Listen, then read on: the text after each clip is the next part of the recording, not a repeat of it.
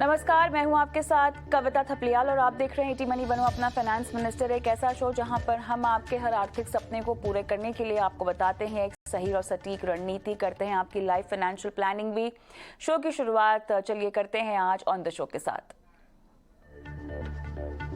Insurance से होने वाली कमाई पर अब लगेगा टैक्स, जानिए बजट 2023 में क्या ऐलान किया गया।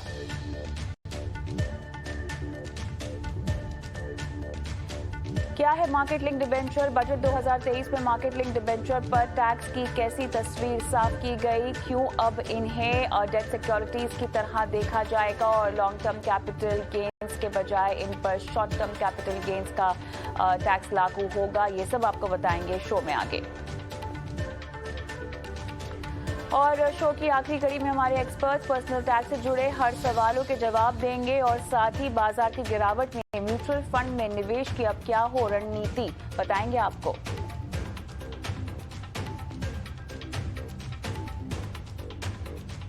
और अगर आप भी हमसे अपने सवाल पूछना चाहते हैं निवेश, insurance, credit card, crypto, tax, तो अपना सवाल आप हमें भेज सकते हैं हमारे व्हाट्सएप नंबर पर, और हमारा व्हाट्सएप नंबर 9619873567। यहाँ पर अपने सवाल हमें लिखित रूप में भेजें या अपने सवालों का वीडियो बनाकर वो वीडियो हमें अपलोड कर दें।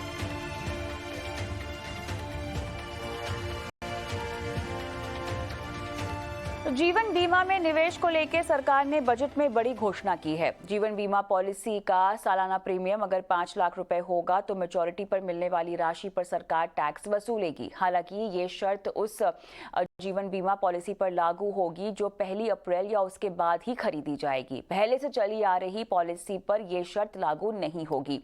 आपको बता दें कि क्लेम की शर्तों में कोई बदलाव नहीं किया गया है। तो अगर आपके पास भी लाइफ इंश्योरेंस पॉलिसी मौजूद है तो आपके साथ क्या होगा, आज हम आपको शो में यही सब बातें बताएंगे। लेकिन उससे पहले आपको सुनाते हैं वित्त मंत्री और फाइनेंस सेक्रेटरी ने आखिर क्या कुछ कहा इस मुद्दे पर। I just want to give a little bit of an introduction to the way in which we look at taxation.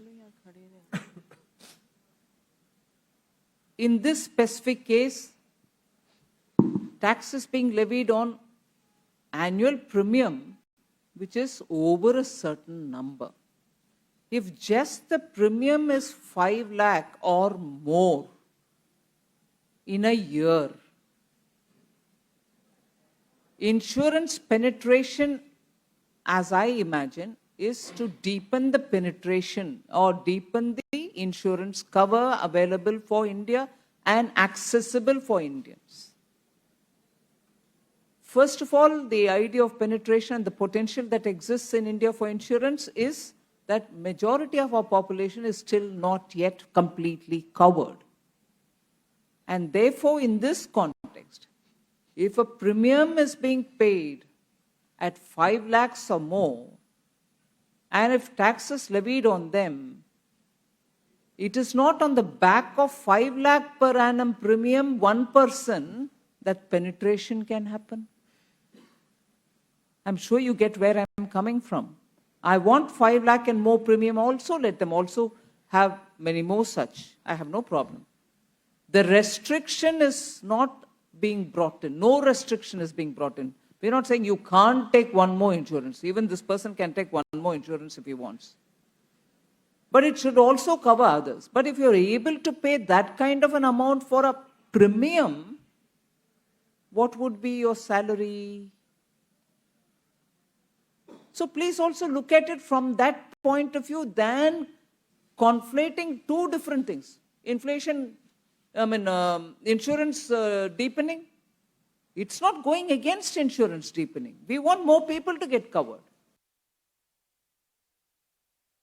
वित्त मंत्री के साथ प्रेस कॉन्फ्रेंस में मौजूद फाइनेंस सेक्रेटरी टीवी सोमनाथन ने कहा कि इंश्योरेंस में निवेश के जरिए टैक्स चोरी हो रही थी और इस टैक्स चोरी को रोकने के मकसद से इंश्योरेंस प्रीमियम पर टैक्स लगाया गया है। Any term insurance policy of any value. So what is insurance? Insurance is meant to be insurance. So if it is insurance, it remains tax free even if the sum assured is any number, however high it is. So this is not targeting insurance qua insurance. It is targeting investments which come in the garb of insurance, and that too very high value policies. Typically, the policies that we are talking about have a sum assured exceeding 1 crore is the kind of policy, depending of course on age and medical condition and so on. Secondly, we have credible information, evidence that this is becoming a tax avoidance device where people are using the clothing of insurance to obtain high tax-free incomes. The government's policy is, as enunciated by the finance minister in this budget speech very clearly, is to have lower marginal rates but higher coverage and fewer places to hide. So this is basically an anti-evasion measure. चलिए, तो कैसे हमको समझना चाहिए यहाँ पर life insurance पर tax के इस पेंच को? हमारे साथ Krishnan Ramachandran, MD CEO Niva Bupa health insurance भी जुड़ गए हैं। कृष्णन जी, स्वागत है आपका हमारी इस बेहद खास पेशकश में। और पिछले साल हमने देखा कि लगभग 2.5 लाख से ज़्यादा प्रीमियम की जो यूलिप्स हैं उन पर टैक्स लगा, बाकी लाइफ इंश्योरेंस प्रोडक्ट्स को साफ तौर से छोड़ दिया गया। और अब अनाउंसमेंट्स जो हुई हैं, जो अब की बार ऐलान हुए हैं, बाकी बचे लाइफ इंश्योरेंस प्रोडक्ट को भी उसमें शामिल कर दिया गया है और अब 5 लाख या उससे ज़्यादा के प्रीमियम के प्रोसीड्स पर आपको जो है टैक्स देना पड़ेगा। इसे आप कैसे देखते हैं?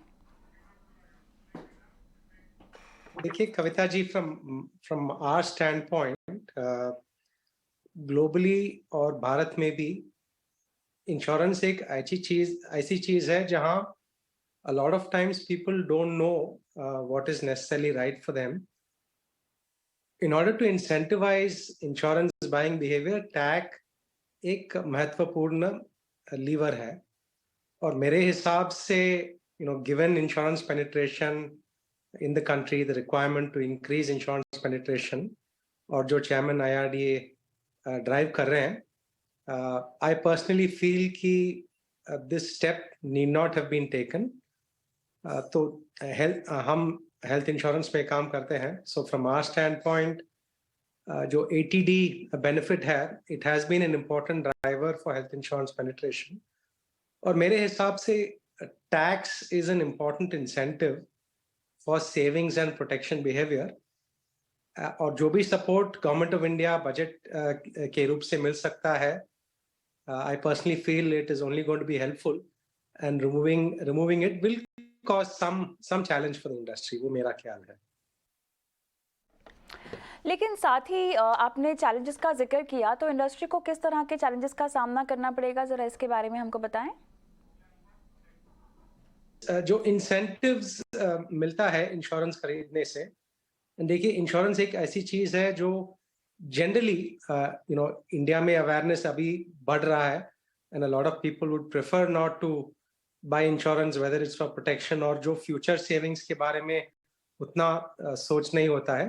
So the incentive element has been important historically for the development of insurance in India. वो incentive हटाने से जो tax का incentive है, थोड़ा दिक्कत तो आएगा मेरे ख्याल से। लेकिन साथ ही एक सवाल यहाँ पर यह भी खड़ा होता है कि ऐसे कितने लोग होंगे जो 5 लाख के प्रीमियम की पॉलिसीज लेते होंगे, और अगर जैसा कि वित्त मंत्री साहिबा भी बोल रही थी कि अगर ऐसा लोग करते हैं तो इनकी कमाई कितनी होगी, और इनका सम एश्योर्ड तो फिर करोड़ों में होगा, तो इनकी संख्या देखा जाए तो काफी कम होगी। नहीं, वो फेयर चीज है, बट मेरा जो पॉइंट है, it is on a matter of principle. Same thing applies for ATD. देखिए, if you're talking about high net worth individuals, अगर income tax plus consumption tax आप दोनों जुड़ेंगे तो 55-60% tax rate होगा, if you include all the consumption taxes, all the indirect taxes. तो मेरा जो point है वो principal level पे है, which is that taxation it has been an important incentivization vehicle and जो insurance industry के ऊपर impact होगा, that is my broad point, not specifically about how many high net worth individuals are there and what impact it will have on them.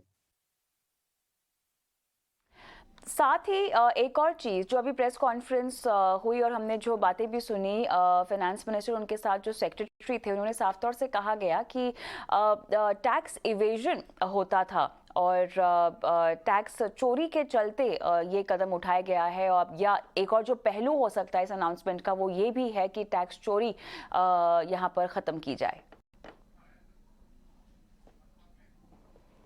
देखिए, tax evasion if something is permitted under law तो tax evasion तो नहीं है. It could be legitimate tax avoidance which is permitted by law. Evasion तो नहीं बोल सकते हैं इसको, avoidance बोल सकते हैं, but it is as per it is as per laws of the land. तो evasion तो नहीं है कविता जी. चलिए चर्चा को आगे बढ़ाते हैं और नए टैक्स रेजिम की बात करते हैं, जहां पर किसी भी तरह की रियायत नहीं दी गई है और टैक्स में आपको राहत नहीं दी गई है, डिडक्शन से राहत नहीं दी गई है। तो अक्सर देखा गया है कि जो भारतीय हैं वो किसी भी तरह की इंश्योरेंस में खासतौर से जब निवेश करते हैं तो वो टैक्स में राहत के लिहाज से ही निवेश करते हैं। लेकिन उससे पहले जो मैं नए टैक्स रेजिम पर आपसे सवाल पूछ रही हूँ, तो अब इसको आप कैसे देखते हैं? क्योंकि जो मानसिकता है, भले ही सरकार की जो नीयत है वो सही जा रही है कि इंश्योरेंस जैसा कवरेज जो है लोग टैक्स में बचत के लिए ना खरीदे, बल्कि जो उसकी मूल रिक्वायरमेंट है उसको ध्यान में रखते हुए खरीदे। लेकिन क्या लगता है आपको, नए टैक्स रेजिम में ये तमाम छूट मिल जाएगी लोगों को, नहीं मिलेगी लोगों को? कैसे देखते हैं आप? देखिए, I will repeat the point which I made earlier कि जो नया टैक्स रेजिम है, I think on balance the focus on simplicity, on fewer slabs अच्छी चीज है देश के लिए. Purely as a representative of the insurance industry, अगर आप इंश्योरेंस में देखेंगे आज, the market for protection and the awareness around protection, चाहे वो टर्म लाइफ हो या हेल्थ इंश्योरेंस हो, वो अभी भी काफी नेसेंट है. उसमें टैक्स, और ये ग्लोबली माना जाता है कि incentives, policy incentives, tax incentives do have an important role to play, क्योंकि कई सारे चीज ऐसे होते हैं कि और जो कैश सनस्टीन में अपनी किताब में भी बोला है that a lot of times to do what is right for individuals you need nudges. तो उसने एक पूरा किताब भी लिखा है जो काफी सारे गवर्नमेंट और पॉलिसी मेकर्स ने अडॉप्ट किया है, और टैक्स इंसेंटिव एक ऐसा नज है which is right for the individual, but a lot of times mentality ऐसा है कि मैंने प्रीमियम भरा है, वापस में कुछ आया नहीं. No, when that is the stage of development of the country, I think incentives play an important role in nudging up insurance penetration. तो उस हिसाब से as a representative of an industry where the focus is still on driving awareness and penetration, I do feel that the removal of incentives, चाहे वो tax incentive हो, चाहे कुछ और भी इंसेंटिव हो, that is a premature step, क्योंकि awareness अभी भी उस सीमा तक नहीं है कि लोग voluntarily are going and buying. People don't save for pensions because लोग को in terms of how old they live, how much savings they will need to make sure that they have a good life after the age of 65 in retirement, वो calculation करना अभी भी मुश्किल है. Similarly, on health insurance, to understand the importance of this product, जब hospitalization होता है तब पता चलता है. So in that sense, incentives play a role in making people decide what is good for themselves. So उस हिसाब से I feel it is a step which is early to take in the context of Indian insurance, Kavita ji. चलिए health insurance के बारे में बात करते हैं। तो यहाँ पर कुछ रिपोर्ट्स जो मैंने पढ़ी थी उसमें साफ तौर से कहा गया था कि जो हेल्थ इंश्योरेंस है वो मिलेनियल्स को लुभाना चाह रहे हैं।